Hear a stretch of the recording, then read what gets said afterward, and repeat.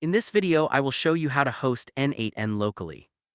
N8N is an open-source workflow automation tool that allows you to connect different apps and services together, and hosting it yourself gives you full control and flexibility.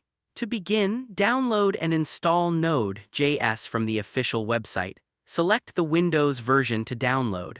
During the installation, simply go with the default options as these settings work well for most users. After the installation finishes, open the Windows command prompt. Here, type the command npm install N8N to install N8N globally on your system. This step may take a little while, so give it some time to complete. When the first phase of the installation is finished, type N8N into the command prompt. Once the process completes, you'll see a message prompting you to press O to open N8N in your browser. Press O and your default browser will launch, taking you to the N8N account setup page. Follow the instructions displayed on the page to create and configure your account. You can get the license key by going to your mail and then activate the account. After completing the setup, you'll have access to the N8N dashboard and its workflow automation features. However, before you start using the application, it's important to make sure it's fully updated. Keeping N8N updated ensures that you have the latest features and bug fixes.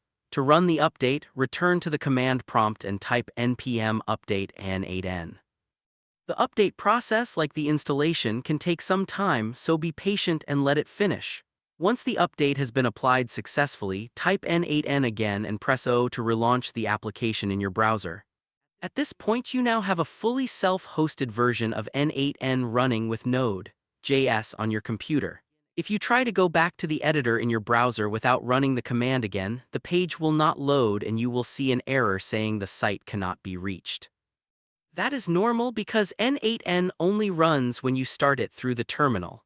Anytime you want to use the local version, you need to open your command prompt or terminal and run the N8N start command.